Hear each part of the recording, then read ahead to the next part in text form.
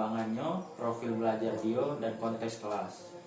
Tapi ini materi-materinya nih ada kerangka perkembangan kognitif, perkembangan sosial emosional, atau implikasinya untuk interaksi dan budaya kelas, perkembangan moralnya, implikasi untuk aturan, tanggung jawab, dan PJBL-nya, profil belajar dan variasi individu yang relevan untuk desain, dan konteks kelas dan ekologi belajar.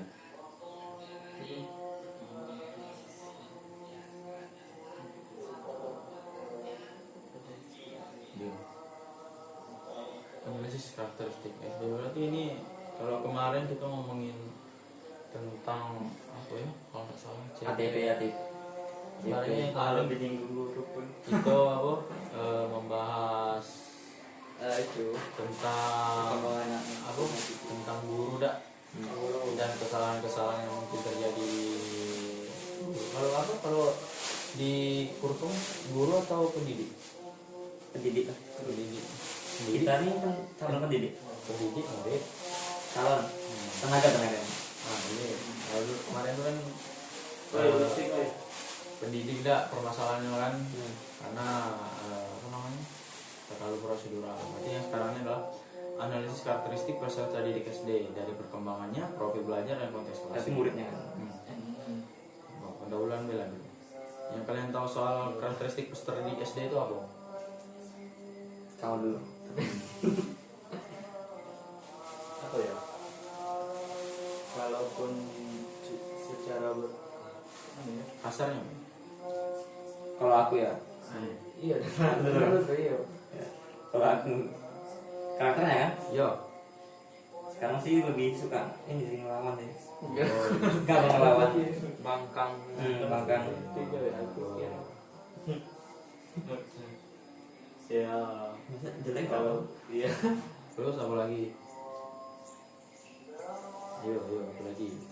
Kalaupun dilihat dari perkembangan kan anak SD ini kan masih masa-masanya untuk kalau memahami sesuatu tuh harus secara konkret ya kan? Supaya bisa ngerti dan paham, dan guru juga harus ngaitin materi itu dengan kehidupan sehari-hari murid, karena supaya ya itu tadi murid ya sih murid. supaya murid itu cepat menangkapnya, karena dengan ngaitin dengan kehidupan sehari-hari murid itu cepat berpikir, berandai-andai ketika mereka melakukannya mungkin gitu.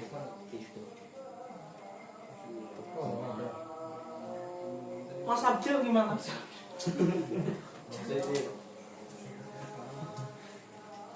Perkembangan kalau yang di bab 3 tuh perkembangannya ada berapa tuh? 4 dak? Mana tadi? 4. Mana. Perkembangan kognitif, moral. Oh, cuma 3. Tapi kalau moral, kognitif nih hitungannya ke apa ya? Pengetahuannya. Iya. Aktivitas pengetahuan awal. Oh iya. Yo, tapi kalau kognitif itu tergantung umur juga sih. Iya. Fase ada enggak fase kognitifnya tuh ada tuh biasanya. Kalau umur segini tuh berapa cara berpikirnya beda. Itu dah. Kalaupun Yang aku kelas prapersona Itu yang kata jalan biasa itu. Yo. 2 sampai 12. 7 sampai 12. 7 sampai 12. Itu bagus ya. itu rentan umur itu dah mungkin kelas ya udah. Oke lo rentan. Pikir rentan umur berapa tuh ya? Itu dari kelas 1 sampai 6. Bisa berpikir logis tapi masih berbeda, masih perlu konkret. Kalau perkembangan sosial emosionalnya, kalau yang sekarang nih ya, kalau nggak tahu ya kalau kelas 1, tapi kalau kelas bawah masih sama lah kayak dulu. Kalau dipuji senang, suka dapat pujian, semakin dikasih aplaus, semakin dikasih pujian, semakin dia berkembang. Sekarang capek juga muji-muji orang lah. Iya sih. Berarti kalau umur segitu tuh nggak tahu kalau yang cowok, tapi kalau yang cewek Senang tuh dia. majuan juga dah kalau udah dipuji. Itu pula kebiasaannya. Iya. Kalau sering muji-muji, tiba-tiba sekali kau nak muji bisa be antara dia peduli, tapi kan dia masih budak kecil, jadi yang ada dia tersinggung. Maju, Betul. Sampai gede-gede masih gede. yo, Sampai puji-puji. Iya betul. iya. Kontraknya emang gitu lah. Contoh banget. Orang mana dia tahu. Kirim ke sana. Betul kata Rahmat tadi itu, karena belajar dari pengalaman saya juga, kemarin di saat observasi kemarin semester 3 kita. Terus ya, MK apa sih? MK IPA. Ya, MK IPA. Pelajaran IPA di sekolah dasar. Ya betul. Di situ kami observasi di SD berapa sih Bapak? SD. Satu dah. Yo, saya lah SD 111. Saya melakukan observasi di SD 111 dan di situ kami melakukan suatu kegiatan atau aktivitas yang dimana siswa itu mencari daun-daun yang berbeda dan nanti di analisis daun itu bentuknya seperti apa, apakah memiliki ruas jari-jari, apa sih yang itu tuh? Kan daun itu batangnya apa sih Ruas batang, ruas ruas daun. Iya. Ruas daun seperti apa ataukah berapa jari-jari dan dianalisis itu daunnya itu daun apa. Nah di situ tuh saya memiliki berkesempatan untuk menjadi penanggung jawab dari 3 anak murid dan itu semuanya perempuan dan satunya itu cukup gimana ya, cukup energik. Aku cukup apa? energik. Ya bisa dibilang gitu. Kepada saya dia cukup lengket dengan saya, sampai dia tuh selalu kayak minta pujian ataupun minta caper lah ke Cari perhatian. saya. Nah, ya walaupun memang dia capernya ke positif seperti kayak pengetahuan dia dan lain-lain. Nah di saat dia nggak dilihat, nggak diperhatikan oleh Tapi saya. kelas berapa tadi? Nah, Kelas berapa? Bawah. 4. kelas 3 atau 4 dia lupa. Oh, masih bisa. Betul lah. Kelas menengah. Nah, masih bisa maksudnya? Ya masih menengah ke bawah masih bisa. Ya. Nah, di situ tuh dia tuh ngambek ataupun merajuk. Jadi ya gimana ya, agak canggung juga kayak ngapain untuk ngebelain ngebujuk anak kecil gitu kan. Akhirnya saya di situ memberikannya yogurt. Tapi semuanya bagi rata. Semuanya karena anak-anak kayak yang penanggung jawab Andin, Siti Rahayu dengan Zahra juga dibeli mereka yogurt. Jadi ya saya juga otomatis keluar uang jadinya. Ya mungkin itu saja mungkin pengalaman dari saya. Betul kata Rahmat. Biasanya tuh perkembangan Maksudnya kognitifnya mungkin lagi tinggi-tingginya kombinasi sama perkembangan sosial emosionalnya. Karena dia tahu dan menurut dia secara pandangan sosial dia, kalau dia tahu dia bakal dipuji. Ya dia makanya dia suka. Tapi ada positif sama negatifnya. Yeah. Positifnya ya dia mungkin makin rajin, makin apalah segala macam. Tapi kalau negatifnya ya gitu, kalau dia sampai ke depannya tidak diajari, kalau itu jangan sering-sering gitu. Belajar tuh memang apanya, nanti kalau ada sekali dia tidak dipuji dia berhenti belajar. Mungkin cukup lah ada intronya dah. Nah kita bahas lah nih, ada pemantik kasus nih. Yo, dalam kelas 5 berarti kelas atas dah. Guru merancang project based learning dengan tema kampanye hemat air. Aktivitas sudah menarik tapi terjadi masalah. 1. Beberapa siswa pasif dan tidak mau berbicara dalam kelompok. 2. Produk kelompok cenderung asal jadi dan meniru. 3. Konflik kecil sering muncul sehingga waktu habis untuk menertibkan bukan memperdalamkan ide. Ada pertanyaan di sini, kita bahas sampai habis gak? Yang pertama, masalah ini tuh lebih ke dominan ke ranah kognitif pengetahuan, sosial emosional interaksi, atau moralnya, Kognitif pengetahuan, atau kombinasi. kombinasinya. Hmm. Tapi Kenapa? kognitif dulu. Kenapa? Karena kan dia nggak paham di materi itu, makanya dia cenderung pasif. Hmm. Cenderung pasif. Terus? Kalau satu lagi apa tuh? Yang kombinasi itu apa satu lagi? Pertama ada kognitif, sosial emosional, sama moral. Kalau moral mungkin beberapa siswa ya. Jadi kalau maksudnya di moral ini gimana? Kenapa dia permasalahan moral? Alasannya kenapa? Tidak menghargai. Oh, berarti masih. Tapi itu mungkin cuma beberapa siswa aja, murid aja lah. Hmm. Sisanya kognitif. Karena dia nggak paham. Kalau apa? Mau? Lensa?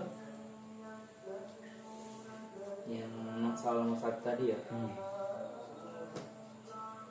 Kalau ada tadi dari sisi Kognitif. kognitif kan,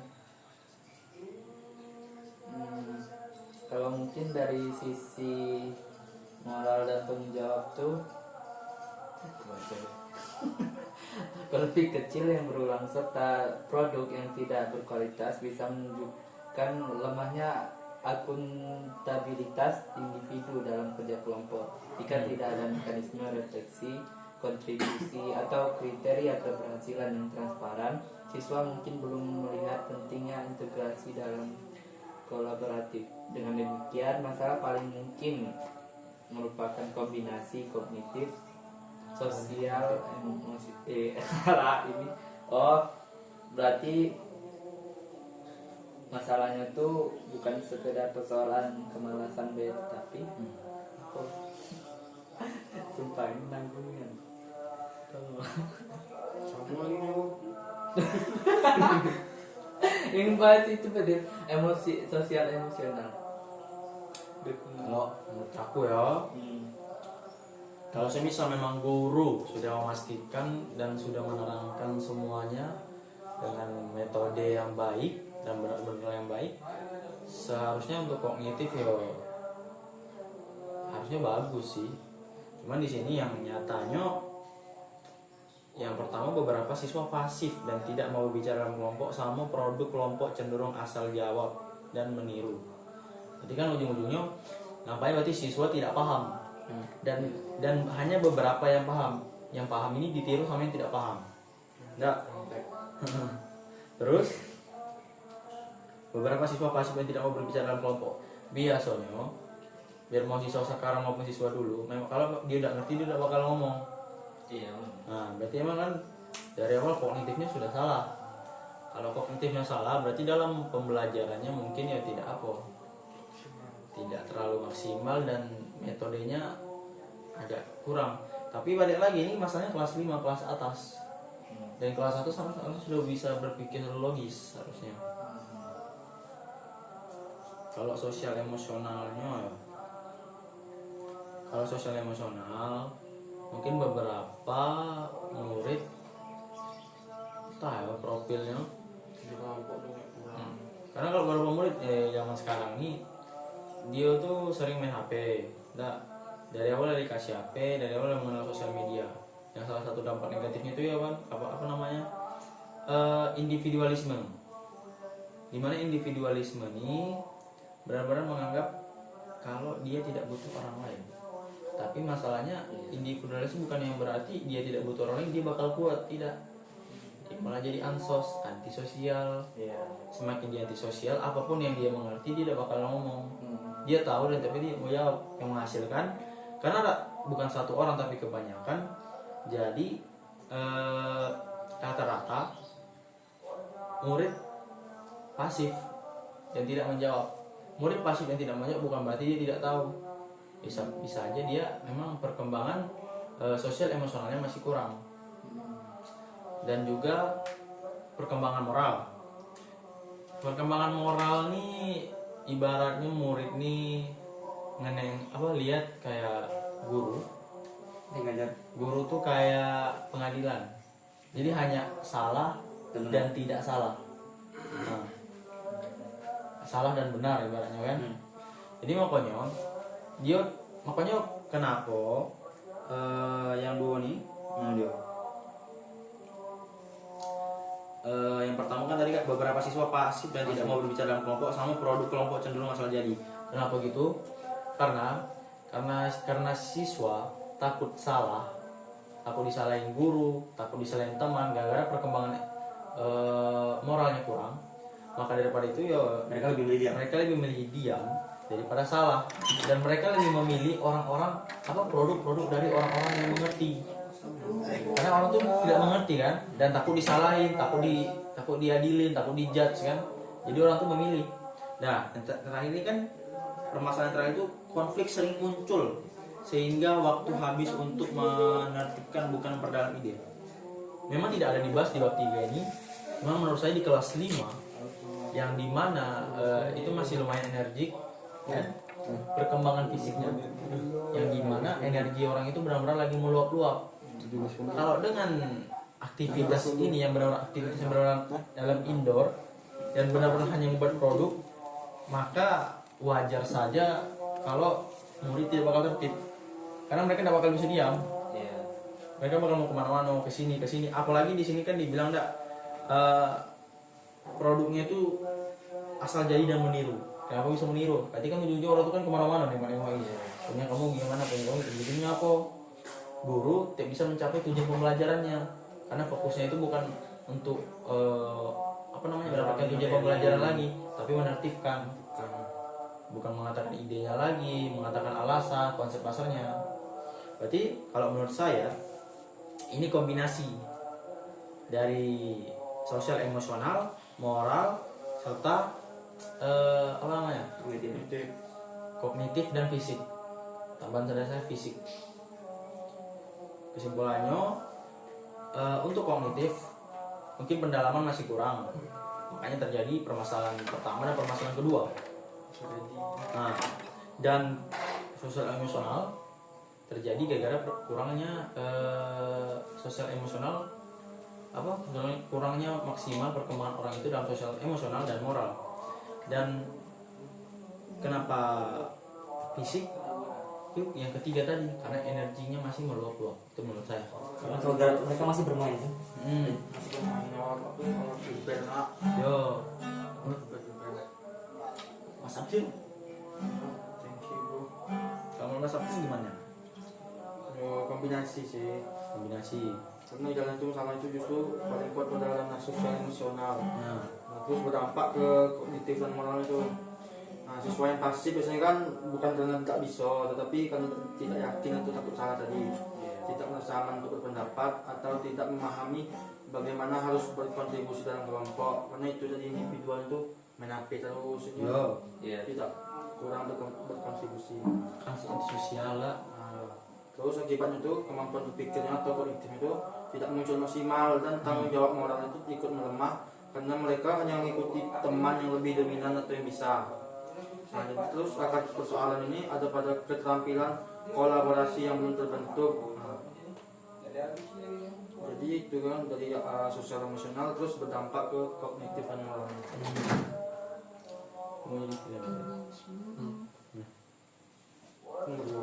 Enggak, masih nomor 1 pembahasan. Kalau ada yang tadi gimana? Kalau menurutku ya, masalah ini nih sebenarnya bukan urusan keuangan kognitif, sosial emosional dan atau moral. Dikunci. Kenapa tuh? Karena semua teori itu tuh terlalu dibesar-besarkan saja. Oh, kenapa gitu? Di lapangan kan yang penting kegiatan sudah dibuat menarik, dibuat guru menarik. Nah, kalau setelah itu masih bermasalah ya berarti siswanya aja yang belum bisa mengikuti. Jadi siswanya yang salah. Lanjut. Nah, karena siswa yang pasif dan tidak mau berbicara dalam kelompok-kelompok itu kan karakter masing-masing itu kan karakter masing-masing anak. Tidak mungkin semua anak aktif. Dari dulu juga gitu. Jadi tidak perlu dipermasalahkan terlalu dalam. Nah, kalau mereka diam, ya berarti mereka memilih diam. Tidak semua anak harus berbicara. Berarti guru itu bukan Wah, super menyenangkan. saya nggak setuju gitu. Jadi gimana? Nah, menurut saya dari awal ya ini, kalau menurut saya kalau untuk perkembangan kognitif, sosial emosional, moral sama fisik itu memang patut diperhitungkan, bukan sekedar teori aja, Mas Harden. Gimana ini? Kalau kita sebagai guru hanya menyalahkan murid, untuk apa kita sekolah? Untuk apa kita kuliah? Nah, Kan ini produk kelompoknya yang asal jadi dan sendiri itu ya wajar aja. Anak SD itu memang belum bisa berpikir jauh. Yang penting mereka sudah mengumpulkan tugas. Toh tujuannya kan proyek kan supaya ada hasil. Kalau sudah ada poster atau proyek berarti tugasnya selesai. Tugas guru selesai.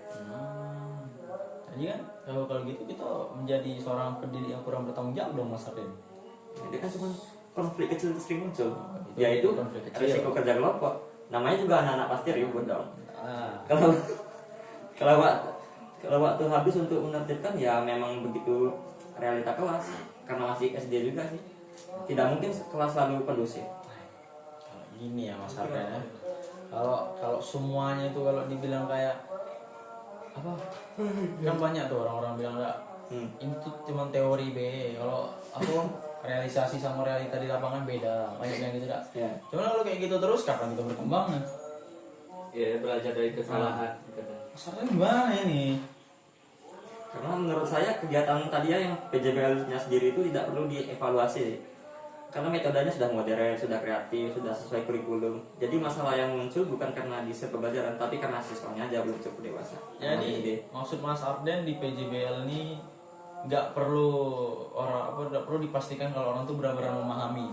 Jadi yang penting karena metodenya PJBL, project selesai begitu. Iya, nggak perlu diperhatikan, nggak perlu dievaluasi lagi. Karena masih anak-anak juga, dimaklumkan lah. Mas Harden, susah Mas Harden. Kalau kata-kata kalau masih anak-anak maklum saja itu perkataan yang tidak bertanggung jawab menurut saya. Kan lagi pula tidak mungkin guru harus menyesuaikan semua hal dengan kondisi tiap siswa. Nah, tapi Itu gimana ya, repot aja, terlalu merepotkan. Guru sudah menyiapkan proyek, menjelaskan tugas, membagi kelompok. Masalah itu tanggung jawab pada siswa masing-masing. Iya betul. Kalau soal ya memang kita tidak bisa memahami 30 siswa tuh. Cuman kalau kita bisa lah lebih sedikit bertanggung jawab lah daripada yang Mas Arden bilang tadi. Oh, Mas Arden nanti kita dikeplak guru apa dikeplak orang tua mereka gimana? Belum. Duit. Iya. Nah, aja Kalau- kalau Mas Liansa gimana? Yang bercandaannya dulu atau seriusnya dulu? Nah, tergantung. Gini kan mungkin ya ini yang bercandaan dulu. Mungkin balik lagi ke Aduh. gaji.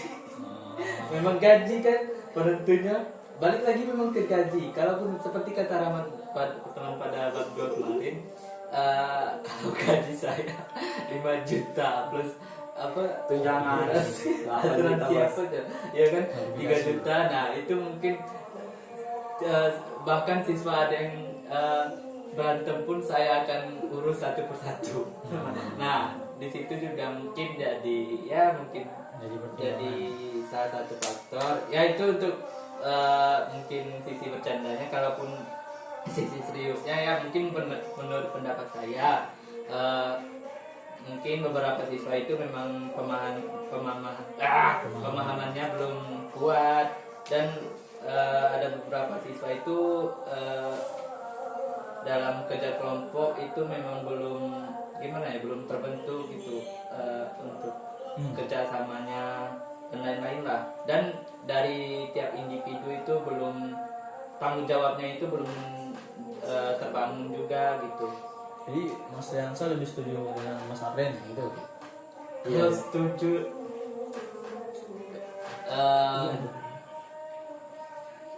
kan susah ini memang. Ya nggak apa-apa kan, namanya diskusi ya, orang-orang punya cara pandang yang berbeda. Mungkin tergantung dari kalau dilihat dari masalah ini tergantung berapa buah anak yang bermasalah itu. Kalau mungkin 50% dari anak, nah itu menjadi masalah kan sebenarnya. Kalau mungkin 70% anak yang mungkin 30% atau 20% anak yang bermasalah itu ya mungkin lambat laun mungkin kita bisa pelan-pelan. Mungkin itu aku gak setuju. Kalau emang di atas 50% tuh 100% itu bakal jadi kesalahan guru. Kalau sempat setengahnya muridnya itu. Cuman kalau misalnya ibaratnya ibarat dari 30 hanya 10 orang ya kita sebagai guru ya tidak bisa berbelanja, paling ditanya apa yang tidak paham.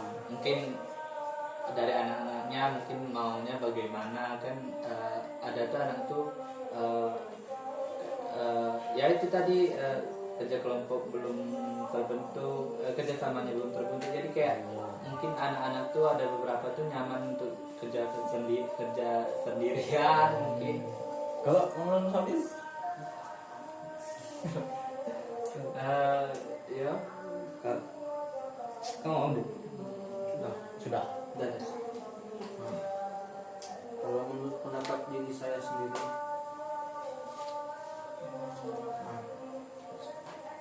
kesalahan itu bukan disebabkan oleh siswa yang tidak mau belajar, tetapi karena pembelajaran belum dirancang oleh guru itu sesuai dengan karakteristik perkembangan siswa di sekolah tersebut. Nah, siswa SD kan, murid SD kan masih membutuhkan arahan yang jelas, contohnya kan contoh konkret, nah, serta pembiasaan sebelum menjalankan proyek secara mandiri. Yang berarti kan kelompok dulu atau baru mandiri. Nah, ketika struktur tugas, pembagian dan bimbingannya proses tidak disediakan sejak awal, nah, siswanya pasti bingung kan, kurang percaya diri untuk berpartisipasi. Nah, akhirnya mereka meniru pekerjaan teman atau terlibat konflik kecil yang itu kan. Nah, masalah terlihat di permukaan sebenarnya menunjukkan bahwa siswa masih dalam tahap belajar bagaimana berpikir, bekerja sama dan bertanggung jawab. Nah, karena itu guru kan perlu merancang pembelajaran proyek yang disertai aturan yang jelas serta pendampingan bertahap agar kegiatan PJBL benar-benar menghasilkan pemahaman dalam. Nah, terus perkembangan sikap bukan sekedar menghasilkan produk akhir, tapi kan proses. Bukan produk saja, proses. Nah, itu maksud saya Mas Arden. Kita PJBL itu bukan hanya menghasilkan proyek saja, prosesnya juga dilihat. Cara murid itu membuat proyek itu sendiri. Kalau tidak salah kemarin kita membahas salah satu metode pembelajarannya PJBL di pembelajaran matematika itu. Nah, itu kan salah satunya kan kenapa PJBL itu menarik? Gara-gara apa? Di dalam proyek itu yang dilihat itu proses, bukan hanya hasilnya saja, tapi cara orang tuh mencapai proyek tersebut. Dari situ kita bisa lihat perkembangan kognitif, sosial emosional, moral dan fisiknya. Mana sih kamu ini? Makanya itu ya mungkin dibutuhkan juga evaluasi ya kan, mungkin dari pemisahan tadi mungkin kalau ada banyak siswa yang bermasalah itu memang harus ada evaluasi memang.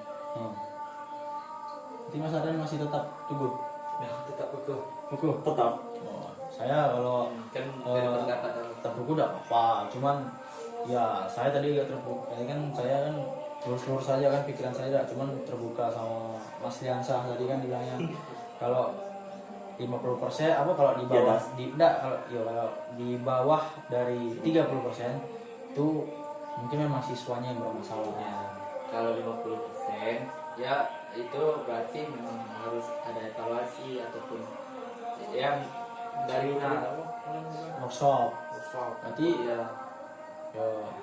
karena jangan apa hadisnya itu seorang kaum tidak bisa merubah kaum itu kalau tidak kaum itu sendiri yang merubahnya.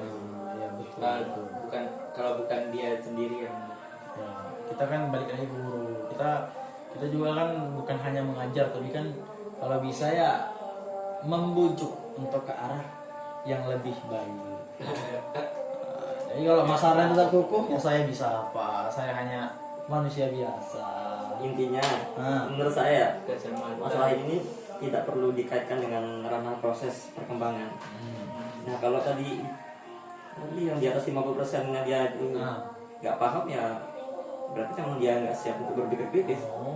Makanya hasilnya nggak bagus, bukan salah gurunya, itu salah muridnya. Jadi biarpun ibarat dari 30 siswa 15 itu diam meniru nggak apa-apa. Nggak apa-apa. Oke. Ya mau saya kepret juga ya udah nggak apa-apa. Kalau banyak yang pasif ya memang mereka bukan tipe yang aktif aja. Oh, jadi mereka introvert. Introvert. Oh. Yang Jadi penting kegiatannya sudah terlaksana dan proyek sudah dikumpulkan. ya udah. Kalau kurang maksimal sih memang muridnya. Kalau menurut Mas Jansa, ini kan kalau menurut Mas Harim kan nggak ada apa dari kan tadi pertanyaan itu udah kognitif, emosional, sosial emosional, moral, kombinasi atau ada fisik juga. Kan, yang ini tuh perkembangan yang mana ya? Di yang Jadi, kurang. evaluasi. Ya, dari Yang kurang tadi. evaluasi ya. dari kognitif, sosial Kalau dari emosional, permasalahan tadi ya, anak meniru kognitif, sosial emosional, kombinasi dengan kognitif fisik. mungkin lebih ke arah kognitif mungkin yang di harus dievaluasi karena kan ya itu tadi kan kebanyakan siswa kan Masih banyak yang masih banyak meniru kan. Nah itu jadi permasalahan kenapa mereka meniru. masih ya masih belum paham dan akhirnya mereka jadi meniru. Apakah mereka tidak terlalu mendengarkan gurunya di depan Atau metodenya yang salah kan? iya metodenya yang salah.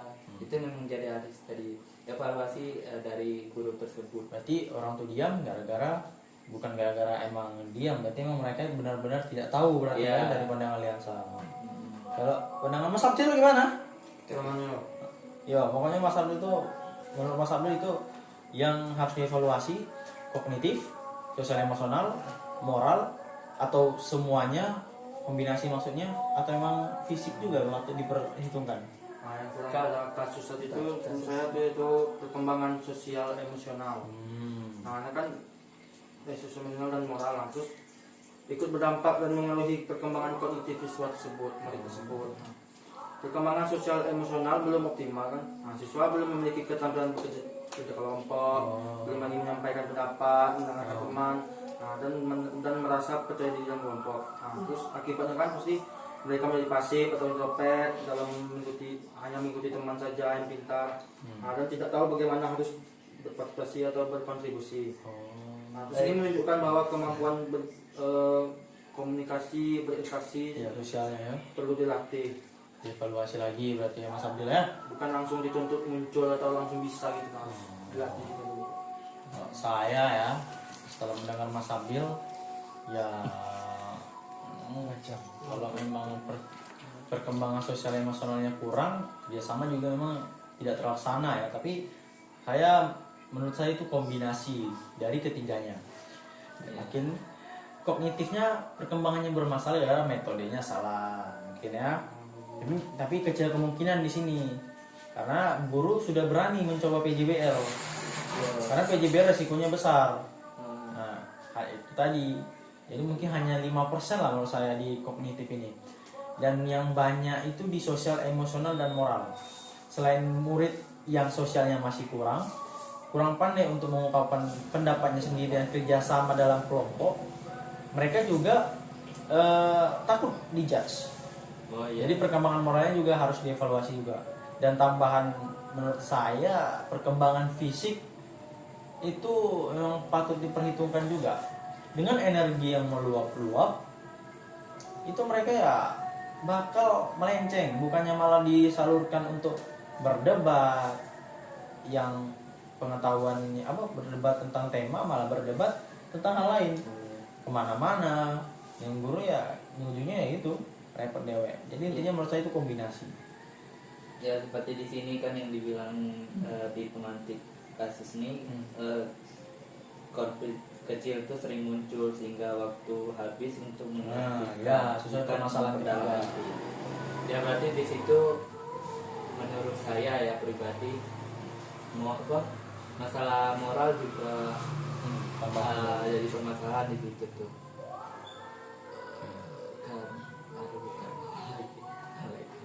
Ya mungkin Ya, Pokoknya mungkin. permasalahan intinya tuh di permasalahan moral juga ada situ pasti. Jadi jawaban akhir kita agak beda-beda ya. Mungkin di pertanyaan selanjutnya mungkin kita bakal bisa sama-sama.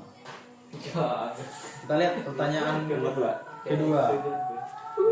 Data apa yang perlu dikumpulkan sebelum menyimpulkan siswa malas? Nah, tadi Mas Amin bilang kan siswanya bermasalah, ini sama saja kan? Data apa? Menurut Mas Amin perlu dikumpulkan nggak datanya? Perlu. Perlu apa ya? Kalau nggak saya dulu yang ngomong nih. Kamu duluan, kamu tadi duluan. Ya sesuai yang saya bilang tadi karena kombinasi. Jadi data yang dikumpulkan tuh untuk pengetahuan berarti kita melalui asesmen ya. Asesmen kita lihat apakah siswa ini benar-benar sudah memahami, dan kalau kita ada dua kemungkinan, jika dia memahami maka yang bermasalah artinya sosial emosional atau moralnya kan. Jadi kalau dia tidak memahami berarti benar-benar perkembangan kognitifnya yang bermasalah, berarti metodenya harus kita ubah lagi pembelajarannya kan.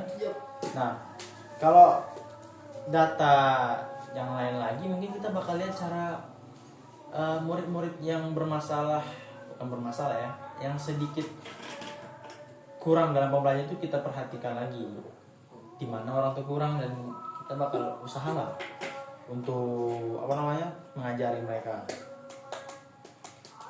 Karena ujung-ujungnya itu balik ke kalau sosial emosional dan moral itu ujung-ujungnya balik ke public speaking ya. Karena apa? Public speaking itu penting. Karena apa ya? Banyak masalah orang tidak bisa public speaking gara-gara apa? Gara-gara tidak bisa mengatakan apa yang apa yang ada. Nah, yang kedua gara-gara ya takut diadilin, takut dibilang salah. Jadi data yang perlu dikumpulkan ya itu, dan mungkin satu lagi kita lihat dari umurnya juga. Biasanya kan kalau siswa yang badannya bukan enggak ngaruh juga sih kalau badannya besar juga kan. Tapi kalau untuk kayaknya data fisik kayaknya enggak perlu lah. Jadi hanya perlu data kognitif lah rata-rata kalau bisa asesmen kan. Ya kalaupun kalau data fisik ya mungkin tergantung dari latar belakangnya, mungkin ada penyakit riwayat atau enggak. Oh Ya, iya. pasti itu kan jadi permasalahan. Kayaknya kayak misal dia ada penyakit kan, dia jadi minder gitu maksud. Jadi misal dia ada penyakit yang penyakit kulit, kalau ada penyakit Iya, minus. jadi gimana ya? Jadi kalau minder. interaksi Iya. dengan orang lain tuh jadi kayak kadang was-was gitu. Sering was-was. Banyak tuh orang tuh kadang kayak seperti itu. Untuk masak ini lumayan. Ini adalah inisial H. Nah kalau menurut Mas Abdul gimana? Saya ada 3 data sih kayaknya. 3 data, apa kayak itu? Pertama itu ada observasi, hasil observasi. Nah kan rata-rata kita harus ngumpulin hasil observasi murid selama kegiatan berlangsung. Misalkan kayak mana siswa itu berpartisipasi dalam kelompoknya, apakah mereka tuh benar-benar tidak mau bekerja, atau justru bingung nggak mulai tugas dari mana kan. Observasi ini membantu guru melihat perilaku belajar secara langsung, terus bukan berdasarkan tundaan atau tebak-tebak aja. Oh iya betul, observasi penting ya. Ya, masih Serta yang kedua tuh ada itu kan asesmen diagnostik sederhana. Nah ini untuk mengetahui apa siswa tersebut sudah memahami konsep dasar yang diperlukan dalam proyek tersebut. Nah jika prasyarat pengetahuan belum kuat, siswa bisa terlihat pasif atau tidak berani bicara karena tidak memahami apa yang harus dilakukan, bukan karena malas tapi belum paham. Ya. Data yang terakhir itu beberapa wawancara singkat atau tanya jawab lah. Seperti kan guru bertanya bagaimana yang sulit, yang belum paham, apakah mereka paham tentang tugas tersebut. Nah terus apakah mereka butuh bantuan. Dari sini kan guru dapat melihat kesulitan yang di siswa tersebut dari sudut pandang mereka sendiri. Betul. Kalau menurut saya Mas Abdul benar ya. Selain dari asesmen sumatif, satu lagi apa? Formatif sama diagnostik, ya observasi dari guru juga penting. Karena ada data-data yang memang tidak bisa didapatkan dari secara kertas saja. memang harus guru yang menilai. Kalau untuk observatif itu sudah di ranah memang itu sudah pandai-pandainya guru lah istilahnya, tak? Bagaimana mengatasinya? Kalau menurut Mas Arden gimana tadi? Saya tadi pertanyaan pertama tuh Mas Arden bilang kalau siswa tuh salah, malas. Ini salah siswa. Kalau Mas Arden gimana? Bisa jadi kalau muridnya tuh kurang public speakingnya karena ini sering dipotong-potong kalau dia lagi ngomong tuh. Yang itu gimana tuh, Mas? Jadi maksudnya dipotong-potong. Oh sorry Mas. Baru tuh ya lanjut Mas. Ya lanjut. Lanjut lah Mas Lenta. Lanjut. Cepat. Nanti baru aku. Nah itu tadi yang motong saya atau Mas Lenta? Tahu kamu. Izin. Udah mau cepat. Yo. Kalau berarti Mas ini yang motong-motong tuh guru atau kawannya? Semuanya, Kadang ya. siapa aja. Kalau dia lagi bicara tadi kayak contohnya barusan tadi yang siapa itu dia ngomong-ngomong. Loh. Nah, jadi yang salah siapa? Kamu dong. Gurunya. Tapi Mas berarti yang salah muridnya. Murid. Kan dia lagi berbicara sama teman Oh. supaya sesuai emosionalnya terjadi. Dia ngomong dia salah tuh. Kalau Mas Lenta gimana? Nah, ini kan kita berbicara tentang permasalahan public speaking anak kan. Nah, kalau masalah public speaking itu sebenarnya menurut saya ya itu memang terkadang permasalahannya itu dari latar belakang keluarga. Yaitu tadi bisa jadi salah satu faktornya ketika dia udah main 17 menit lagi tuh. Salah satu faktornya itu seperti yang saudara Arden bilang tadi, di saat dia berbicara sering dipotong-potong oleh keluarganya, temannya atau orang lain. Nah, faktor lainnya juga terkadang tidak bisa menyampaikan apa yang dia rasakan kepada keluarganya gitu. Keluarganya itu seperti memaksa dia untuk kuat gitu. Padahal mereka masih anak-anak, butuh yang namanya tempat pelampiasan lah untuk menyampaikan apa yang mereka rasakan, apa yang mereka pokoknya perlu tempat lah untuk mereka bicara. Oh iya. Begitu. Nah di situ peran orang tua itu kan sangat penting. Makanya dari itu Kayak berbeda. Hah? Apa? Itu sudah. Nah itu, makanya itu dari itu salah satu faktor yang mungkin bisa dibilang besar lah juga. Iya. Karena ya itu tadi anak itu nggak ada tempat untuk bercerita kan. Jadi dia nah, Cecil. apa? Dan Masih SD loh. Iya deh. Wah, apa ya? Ada. Ya itu jadinya memang kalau masalah public speaking itu terkadang faktor besarnya itu ada di keluarga, ada di latar belakang keluarga. Jadi makanya kita sebagai guru harus observasi. Apa? Tadi kalau tidak salah tadi saya lihat di pembahasan pertama latar belakang muridnya. Kalau sebenarnya gimana? kita lanjut ke data ya. Nah kalau ditanya data apa yang perlu dikumpulkan sebelum menyimpulkan siswa malas itu, jujurnya ya saya biasanya nggak terlalu sampai mengumpulkan data yang terlalu rumit. Tuh. Terus melihat sesuatu paham atau tidak paham gimana? Karena dari pengamatan sehari-hari di kelas rasanya udah baik lah, udah cukup lah itu. Oh, cukup. Oke, lanjut terus. Misalnya dari kebiasaan mengerjakan tugas, apakah sering terlambat, hasilnya terlihat terburu-buru atau dikerjakan sekedarnya. Dari keaktifan saat pembelajaran juga sudah terlihat, terutama pada ketika diskusi kelompok berlangsung, ada siswa yang hanya duduk diam, tidak memberi ide atau sekedar ikut menempelkan nama di hasil kerja kelompok tanpa kontribusi nyata. Nilai hasil belajar juga sering saya jadikan patokan, karena ya kalau nilainya biasa aja atau rendah biasanya saya anggap kurang belajar. Kehadiran dan fokus di kelas pun menjadi pertimbangan seperti sering terlambat, melamun atau mengobrol saat guru menjelaskan. Nah selain itu Saya biasanya melihat bagaimana siswa merespon instruksi. Jika sudah dijelaskan berkali-kali tapi pasti mengatakan tidak tahu harus mulai dari mana, saya cenderung menganggap bahwa kurang usaha siswa itu rendah.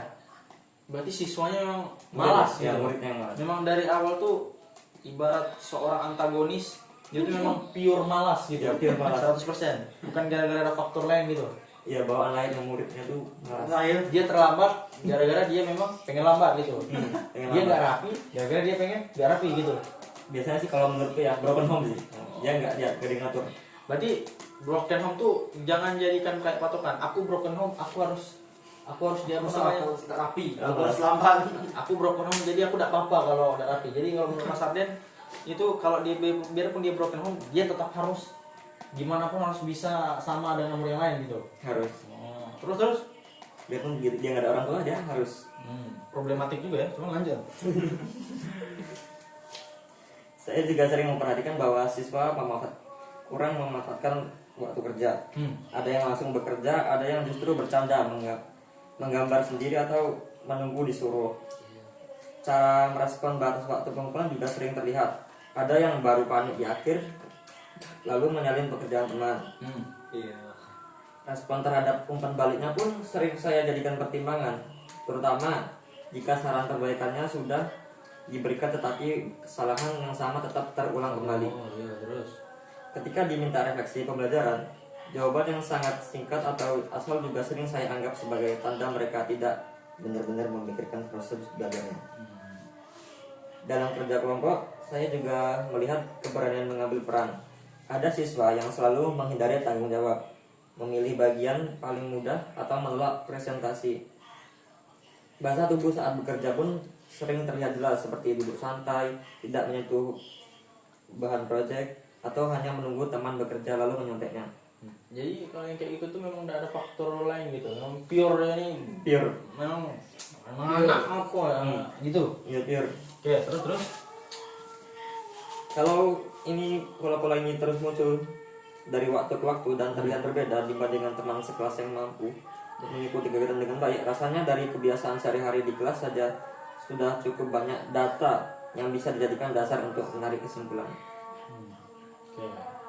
Jadi intinya kalau ini tadi kan saya agak kontra banget ya sama Sarden. Cuman kalau yang ini Iya. Agak realistis.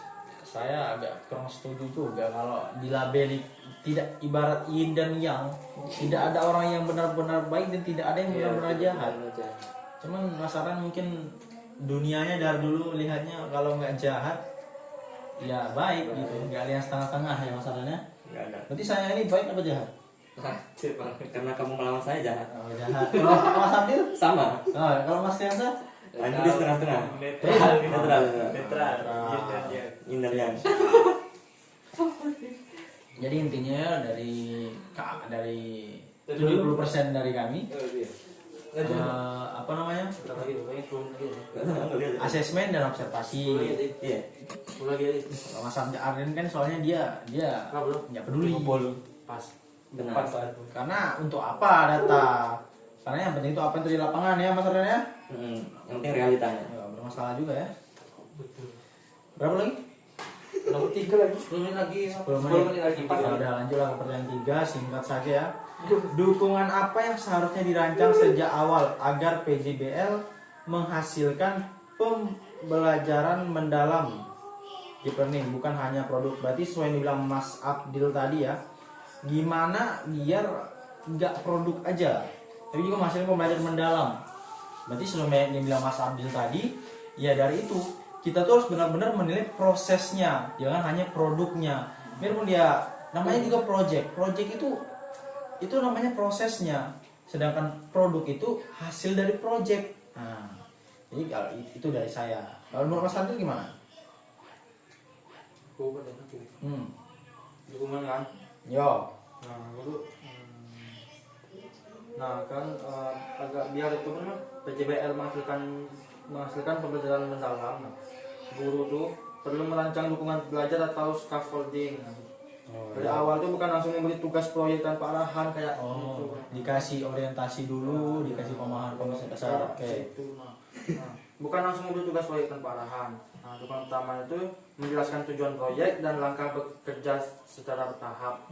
Nah, terus sehingga siswa memahami bahwa yang dinilai bukan hanya hasil akhir tadi kan, nah, tapi proses memahami masalah, mencari informasi dan bekerja sama. Nah, terus lagi. Nah, dukungan kedua itu berupa pembagian peran yang jelas dalam kelompok. Nah, seperti ada yang menulis, ada yang mencari informasi, penyaji dan pengamat. Oh, jadi jangan sampai cuma satu orang yang kerja gitu. Iya. Lanjut.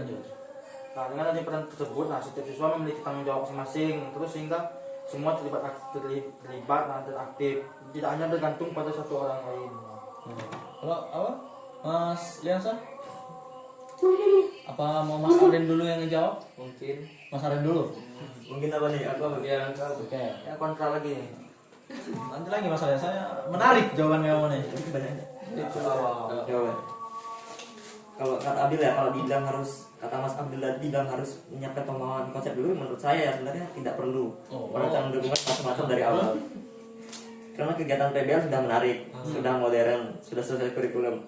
Nah kalau hasilnya tidak mendalam ya berarti muridnya aja belum siap. Oke, muridnya lagi. Kasian juga yang jadi murid kamu ya.